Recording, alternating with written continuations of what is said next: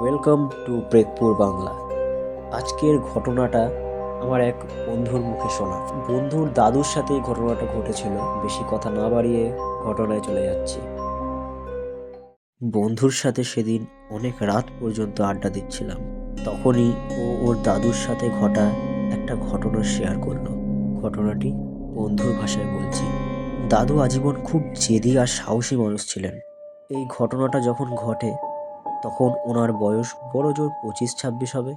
হাট থেকে ফিরতে ওনার সেদিন রাত 10টা বেজে গিয়েছিল।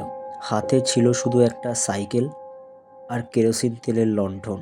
তখন তো আর এখনকার মতো পিচের রাস্তা ছিল না। মোরামের রাস্তায় সাইকেল চালাতে চালাতে দাদু আসছিলেন। রাস্তার দুপাশে বড় বড় বাগান আর ঝোপঝাড়।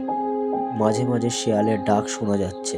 দাদু যখন সেই পুরনো বটগাছটার কাছে পৌঁছলেন, দেখলেন রাস্তার মাঝখানে একজন মানুষ চুপচাপ দাঁড়িয়ে আছে। দাদু ভাবলেন হয়তো গ্রামেরই কেউ রাস্তা হারিয়েছে বা কারো সাহায্যের দরকার। সাইকেলটা থামিয়ে দাদু বললেন, কে দাঁড়িয়ে আছো ওখানে? কি হয়েছে? কিন্তু কোনো উত্তর নেই। লোকটা শুধু স্থির হয়ে দাঁড়িয়ে দাদুর দিকে তাকিয়ে আছে। দাদু যখনই সাইকেলটা একটু এগিয়ে লোকটার পাশ দিয়ে যাওয়ার চেষ্টা করলেন, দেখলেন লোকটা ওনার সাথে পাল্লা দিয়ে হাঁটতে শুরু করেছে। দাদু যত জোরে প্যাডেল মারছেন, লোকটাও তত জোরেই হাঁটছে। কিন্তু আশ্চর্যের বিষয়, পাথুরে রাস্তায় দাদুর সাইকেলের টায়ারের আওয়াজ শোনা যাচ্ছে, অথচ পাশের ওই লোকটার হাঁটার কোনো শব্দ নেই। দাদু একটু ঘাবড়ে গিয়ে হাতের লণ্ঠনটা উপরে তুললেন মুখটা দেখার জন্য। দাদু বলেছিলেন লণ্ঠনের আলোটা ওই লোকের মুখের ওপর পড়তেই ওনার হাত পা ঠান্ডা হয়ে গিয়েছিল। লোকটার মুখে কোনো চোখ নেই, নাক নেই, এমনকি মুখও নেই, শুধু মসৃণ চামড়া, ঠিক যেন একটা মোমের পুতুল। দাদু তখন আর পেছনে না তাকিয়ে গায়ের জোরে প্যাডেল মেরে ওখান থেকে পালান।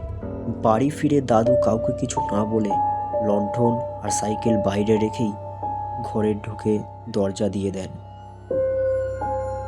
পরের দিন সকালে দাদুর খুব জ্বর আসে। আর সবথেকে ভয়ঙ্কর ব্যাপার হলো, সকালে যখন দাদুর বাবা সাইকেলটা ভেতরে রাখতে যান, তিনি দেখেন সাইকেলের পেছনের লোহার কেরিয়ারে 3টে গভীর আঁচড়। কেউ যেন খুব ধারালো নখ দিয়ে ওটা খামচে ধরেছিল। আমার বন্ধু তারপর বলল, ওর দাদু ওই ঘটনার পর থেকে রাতে আর কোনোদিন একা কোথাও যাননি। ঘটনাটা শুনে আপনাদের কি মনে হচ্ছে? দাদুর কি ওটা চোখের ভুল ছিল, নাকি সত্যি ওই রাস্তায় অদ্ভুত কিছু একটা ছিল? আপনাদের কারোর সাথে এমন কিছু ঘটলে কমেন্টে অবশ্যই জানান।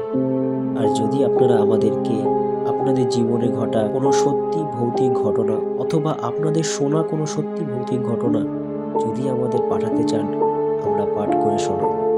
আর ভিডিওটা ভালো লাগলে শেয়ার করবেন, সাবস্ক্রাইব করুন প্রেতপুর বাংলা। ধন্যবাদ।